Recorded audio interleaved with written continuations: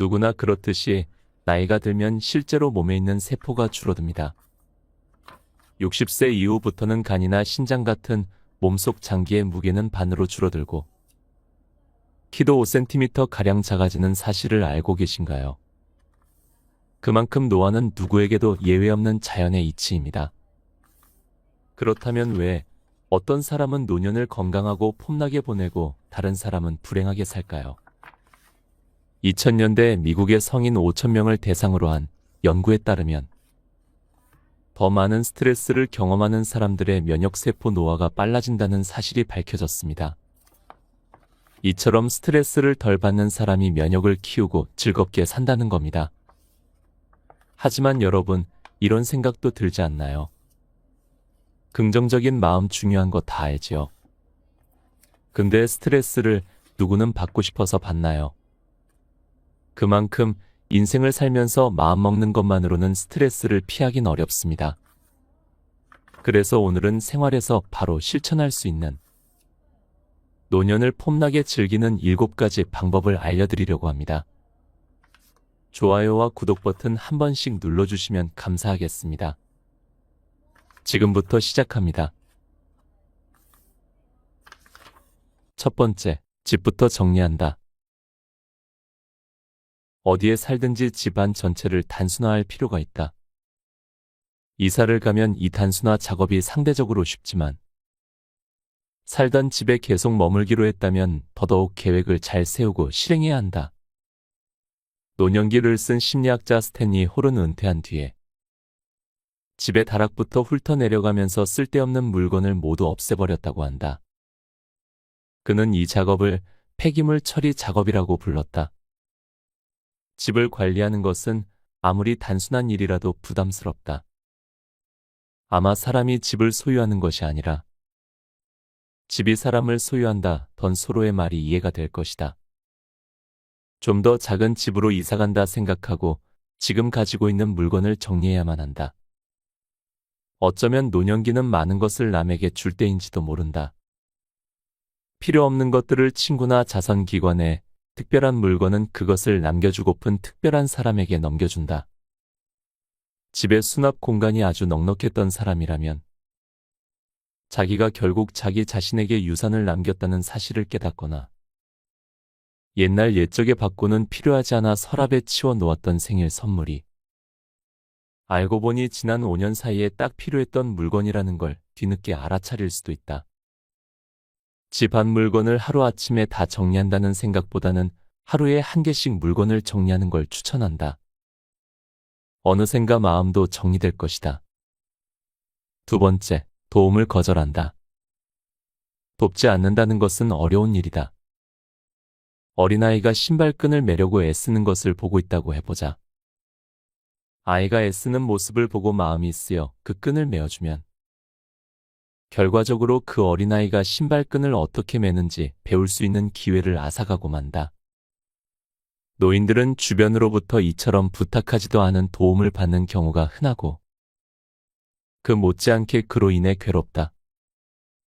요양소는 어느 의미에선 사실상 노인들에게 불필요한 도움을 줌으로써 노쇠를 재촉하기도 한다. 도움이 언제나 자비심에서 나오는 것만은 아니다. 노인들을 대신해서 어떤 일을 해주는 것은 노인 스스로 그 일을 하게 내버려두는 것보다 더 쉽고 빠르며 품이 덜 든다. 물론 나이가 들어서도 예전에 했던 그 모든 일을 전부 다 계속할 수는 없다. 나이에서 비롯되는 생리적 불완전성을 얼마나 극복했는지, 얼마나 많은 보조기구를 사용하는지 또는 얼마나 좋은 환경에서 살고 있든지 간에 나이가 들면 옛날에는 아주 잘 해냈던 일들 중 몇 가지에는 실패를 겪게 된다. 브롤리턴이 젊음이라는 사전에 실패라는 단어는 없다라고 말한 것은 과장이다. 젊은이들도 때때로 실패한다. 그러나 늙으면 더 자주 실패한다. 더 이상 성공적으로 해내지 못하는 일은 그만두고 싶은 것이 인간의 자연스러운 심이다. 그러나 대신할 다른 일을 찾지 않고 있다가는 즐길 것이 하나도 없어진다. 인간은 자율성을 가질 때 가장 젊어진다. 스스로 선택하고 스스로 행동으로 옮겨보자. 세 번째, 안전한 것이 즐거운 것이다. 몸을 다치면 삶을 즐길 수 없으며 나이가 들수록 다칠 확률이 더 커진다. 근육과 시력이 모두 약해져서 다칠 일이 아닌데도 다칠 위험이 커진다는 얘기다. 길을 건널 때 건너편에서 달려오는 자전거를 보지 못할 수도 있고, 비켜달라는 경적 소리를 잘 듣지 못할 수도 있다. 의식적으로 멈춰 서서 주변을 둘러보고 귀를 기울이는 습관이 몸에 배어야 한다. 한 가지 효과적인 방법은 지금 살고 있는 공간의 안전성을 높이는 것이다. 양탄자는 모두 뒷면이 고무로 되어 있는 것으로 바꾸고 방바닥에 잘 밀착되어 있는지 확인하라. 또한 발에 걸릴 만한 전깃줄이 나와 있지는 않은지 거듭 확인하라. 의자는 앉고 일어서기 쉬운 것이어야 하며, 침대에서 자주 떨어진다면 침대 옆에 안전카드를 대라. 모든 계단에는 난간이 있어야 하고, 목욕탕 안에 설치된 안전가드는 말 그대로 인명구조대 역할을 한다. 안전가드가 튼튼하고 손에 닿는 위치에 있다면 목욕탕에 들어가고 나올 때 반드시 그것을 잡고 마치 발레리나가 어려운 발동작을 연습하듯 정확하게 같은 동작으로 들어가고 나오도록 하라. 몇십 년간 우리는 충분히 안전한 방법으로 많은 일들을 해왔지만 지금은 새로운 방법을 배울 때라는 걸 명심하라. 젊을 때와 달리 갑자기 큰 힘을 쓰는 것은 노년에 결코 좋은 운동이 아니다. 그러므로 출입문과 모든 서랍을 부드럽게 여닫히도록 만들어라. 무거운 것을 들면 관절을 다칠 수 있으니 장을 보러 갈 때 쓸 조그만 손수레를 마련하라. 눈을 치워야 한다면 작은 삽을 이용해서 아주 천천히 눈을 쓸어라. 집에서 생활하는 게 안전하다고 느낀다면 사는 것이 더욱 즐거워진다. 문에 최신식 잠금 장치를 설치하고 창문에도 방범창을 달아라. 위급할 때 도움을 받으려면 믿을 수 있는 사람에게 열쇠를 하나 맡겨둬라. 쉽게 도움을 청할 수 있는 방법은 꼭 필요하다. 안전한 집은 건강뿐 아니라 밤에 잠을 잘 잘 수 있게 하는 데에도 큰 역할을 한다. 잠이 들었을 때 누가 들어오는 것을 듣지 못할 것 같으면 도난 경보기를 설치하라. 도난 경보기는 침입자를 놀라게 하는 한편 당신을 잠에서 깨울 것이다. 집의 크기에 걸맞은 반려견을 한 마리 키우는 것도 고려해 볼 만하다. 길에서 강도를 만날까 두렵다면 상식적인 충고에 따르라. 가로등이 있는 길로만 다니는 거다. 동행자가 있는 편이 낫고 건물들의 출입구로부터는 조금 떨어져 걷는 것이 좋다. 값진 물건은 가능하면 몸에 지니지 마라. 누가 당신의 가방을 잡으면 팔을 다칠 위험을 부담하지 말고 그냥 가로채게 놔두는 편이 현명하다. 노상 강도들이 우리보다 유리한 점이 많다는 것을 반드시 기억하고 훗날 같은 일을 또 당할지라도 그때까지 더 살고 싶다면 그대로 기권해버려라. 지역 경찰서에 당신 스스로를 보호할 다른 방법들이 있는지 조언을 구해보는 것도 좋겠다. 책 곁에 두고 방송 이어갑니다. 다시 한번 기억하자. 안전한 것이 즐거운 것이다. 네 번째, 굳이 의심하지 않는다. 나도 모르게 의심이 들더라도 귀가 잘 들리지 않을 때에는 다른 사람들이 내 이야기를 하고 있다고 상상하기 쉽다. 또한 눈이 나빠 잘 보이지 않으면 내가 실수한 것을 보고 사람들이 웃는다고 생각하기 쉽다. 하루하루 사는 것이 수수께끼여서 식당 종업원이 가져온 계산서를 보면 너무 많은 음식이 적혀 있는 듯 하지만 그렇다고 지나치게 꼼꼼히 따지자니 사람들이 나만 주목하는 것 같다. 만일 실수로 돈을 많이 내면 점원들이 당신의 약점을 이용해서 당신의 돈을 가져갈 것이란 생각이 들기도 한다. 지금 내가 지불한 돈이 5,000원짜리요, 5만원짜리요. 아직까지 의심을 덜어주는 약을 만들어낸 사람은 아무도 없다. 하지만 그런 약이 나온다 해도 당신은 그 약마저 의심할 것이다. 그런 약을 먹는 게 알려졌다가는 모든 사람들이 당신을 이용하려 들 테니까. 세상살이에 있어서 어느 정도 의심을 품고 시시비비를 따져보는 것은 분명한 해결책이다. 당신의 생활 속도를 주장하는 일도 필요하다.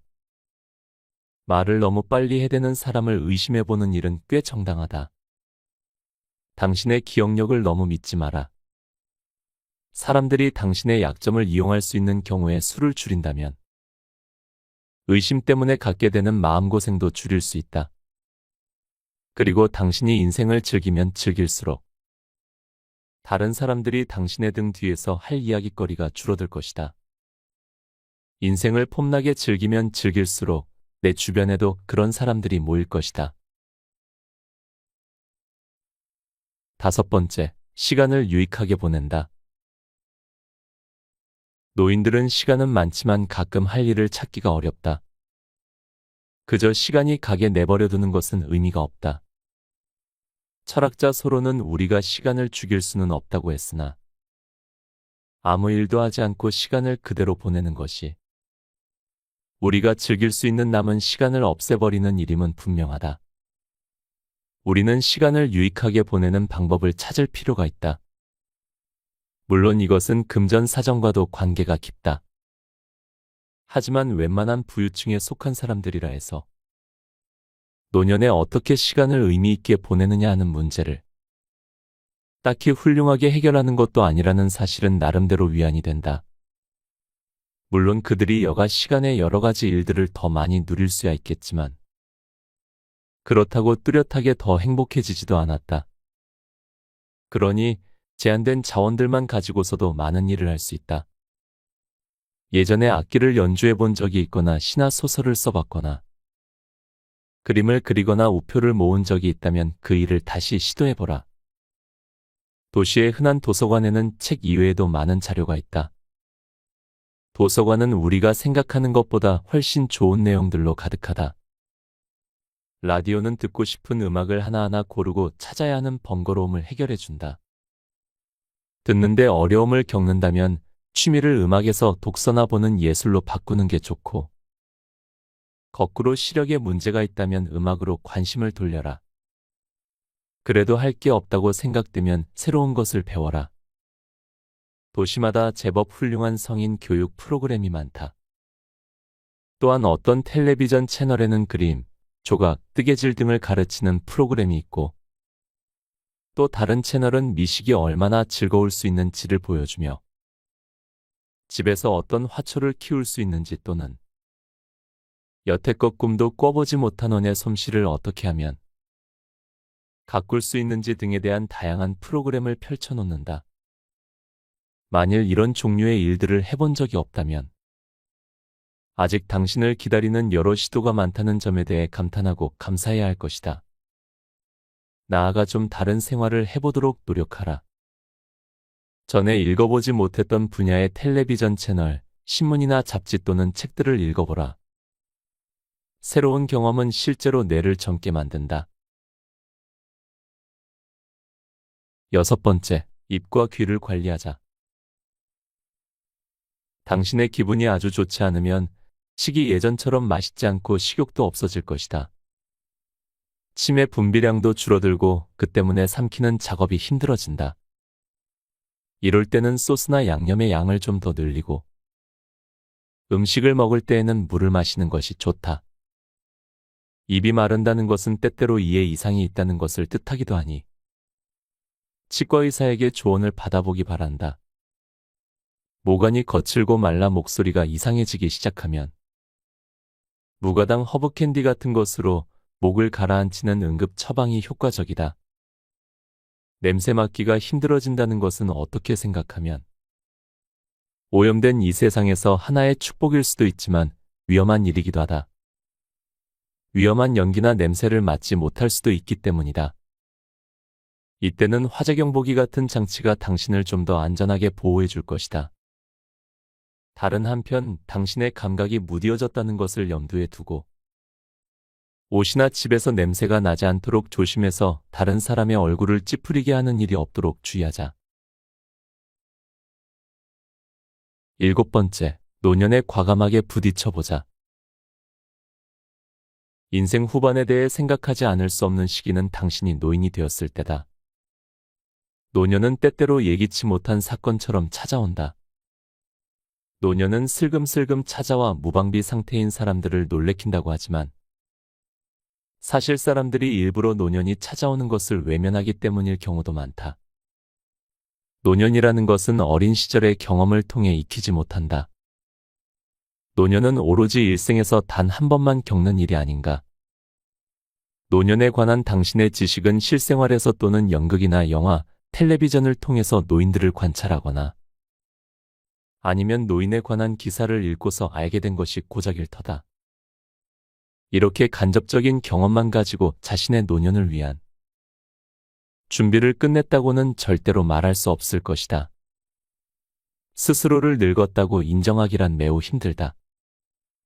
나이가 어느 정도에 이르렀을 때 당신은 자신이 예전에 비해 나이 들었다라고 표현하기 시작했을지도 모른다. 나이가 들었다는 건 그저 정도의 차이를 이야기할 뿐이니까. 그러다가 어느 순간 자기가 늙었다라고 얘기하는 때가 온다. 사람들은 대부분 다른 사람으로부터 처음으로 할머니 또는 할아버지라고 불린 순간을 기억한다. 아마 그때가 그 말로 인해 얼마나 큰 상처를 받았든지 간에 어쩔 수 없이 스스로를 늙은이라고 인정하는 시기일 것이다. 그러나 그때조차 사람들은 늙은이라는 단어가 무엇을 뜻하는지, 노년이 되면 왜 그렇게 많은 문제가 일어나는지 이해하기가 쉽지 않다. 노년이 지니는 모든 단점에 치우쳐 노년을 받아들이는 사람들도 많다. 괴로움과 상실 등을 견뎌내며 모든 것을 운명이라 체념하고 침묵 속에서 버틴다. 또는 저항하거나 격분한다. 나는 여기서 또 하나의 다른 방법을 제시하고자 한다. 바로 노년을 풀어야 할 하나의 숙제로 삼아 과감하게 정면으로 부딪혀보는 것이다. 노년을 즐기는 기회를 늘리기 위하여 모든 수단과 방법을 시도하라. 감히 말하건대 그 방법 중에는 어쩌면 당신이 이미 즐기는 것들도 있을지 모른다. 누렇게 물들어 바싹 말라버린 낙엽을 불평하는 대신 가을의 무성한 단풍을 즐길 수 있다. 쓰디쓴 인고의 열매를 참고 먹는 법을 배우는 대신 오렌지즙을 마지막 한 방울까지 짜내 달게 먹을 수 있다. 마지막, 나의 마음을 확인하자. 우리는 보통 육체적으로 피곤하면 휴식을 취해야겠다고 느낀다. 그러나 정신적인 피로감은 때때로 알아차리지 못하기 때문에 문제가 커질 수 있다. 생각하기를 멈추고 쉬어야 한다는 몇 가지 신호에 주의를 기울여야 한다. 좀 이상하게 들리겠지만 이런 아이디어는 독재자 히틀러에게서 나왔다. 지금도 하버드 대학교 도서실에 비치되어 있는 자료에 따르면 제2차 세계대전이 거의 끝나갈 무렵 히틀러는 독일에 남은 얼마 안 되는 사회과학자들에게 왜 사람들이 잘못된 판단을 내리는가라고 물었다. 사회과학자들은 사람들이 정신적으로 피곤하면 그렇게 된다고 보고했다. 그러자 히틀러는 그런 정신적 피로감의 신호가 무엇인지를 묻고 그런 신호를 보이는 장군들에게 잠시 휴가를 가지라고 명령했다. 그러나 이 세계를 위해서는 참으로 다행스럽게도 히틀러 자신은 휴가를 갖지 않았고 그 덕에 그릇된 결정을 계속했다. 피곤을 나타내는 신호들 중 다음 몇 가지에 해당하는지 스스로 점검해보자. 상스러운 언행과 욕설을 자주 하게 된다. 자기 실수를 남 탓으로 돌려 비난하는 일이 늘어난다. 결정 내리는 것을 여러 번 미룬다. 자신이 불쌍하다고 느낀다. 운동하기나 휴식 취하기가 싫어진다. 과식하거나 식욕이 없어진다. 피곤할 때는 말 실수를 하기 쉽다. 가장 명백한 경우는 원래 하려던 말과 단지 발음이나 어딘가 비슷하다는 이유만으로 틀린 단어가 튀어나오는 것이다. 앞뒤가 맞지 않는 문장, 어딘가에서 빌려온 말, 그리고 위인들의 명언 등도 잘못 말하기 쉬운 것들이다. 실수로 나온 말이 오해를 일으키는 데서 그치지 않고 내 친구나 자식 또는 이웃에게 크나큰 상처를 입히면 정말 낭패다. 피곤할 때면 이런 실수들이 쏟아져 나오며 많은 사람이 피곤에 젖은 상태로 노년에 들어서기 때문에 각별한 주의를 기울여야 한다. 휴식을 취하면 피곤에서 벗어날 순 있지만 그 휴식 방법을 조심스럽게 잘 골라야 한다. 예를 들어 격렬한 활동을 하며 자유 시간을 보내는 와중에는 생각을 분명하게 하기가 힘들다. 또 당신은 복잡한 수수께끼나 장기, 바둑 같은 머리 쓰는 게임을 좋아할 수도 있다. 하지만 그런 것들은 재미는 있을지 몰라도 당신을 피곤하게 만든다. 중요한 결정을 앞두었다면 아무리 좋아해도 그런 게임은 접어두어라. 차라리 예전 같았으면 쓰레기라 비난했을 법한 가벼운 텔레비전 프로그램이나 소설책을 보라. 그리스인들은 여가를 제대로 사용하는 법을 묘사하는 좋은 단어를 가지고 있었으니 바로 편안한 휴식과 놀이를 가리키는 유트라펠리아라는 단어다. 만일 당신이 진지하게 머리를 써야 하는 인생에 문제가 있다면 휴가는 최대한 머리를 쓰지 않는 편안한 방식을 선택해야 도움이 된다. 곁에 두고의 짧은 생각. 나이가 들면서 겪는 변화들은 피할 수 없는 자연의 섭리와도 같습니다. 우리는 우리 몸의 세포 수가 감소하는 것을 막을 순 없지만 우리의 마음가짐과 생활 방식을 통해 어떻게 나이 들어갈지는 분명히 조절할 수 있습니다. 즉, 어떻게 나이 드느냐는 나 자신에게 달려 있습니다. 하루하루를 무사히 보내는 것조차도 힘든 요즘 시대에 폼나게 즐기면서 나이 드는 것이 어려울 수도 있습니다. 하지만 그 바쁜 일상 속에서 나와 마주하는 시간을 갖는 것이 정말 중요하다고 생각합니다. 내가 고생했으면 고생만 했다고 위로 한마디를 건네주고 내가 잘하고 있으면 계속 노력하고 있다고 칭찬 한마디를 건네주는 겁니다. 결국 인생의 끝까지 가면 남아있는 건 나 하나뿐입니다. 나를 아껴주고 나를 위로해주는 오늘 하루가 되시길 바랍니다. 오늘도 함께 해주셔서 감사합니다. 책 50 이후 인생을 결정하는 10가지 힘을 읽고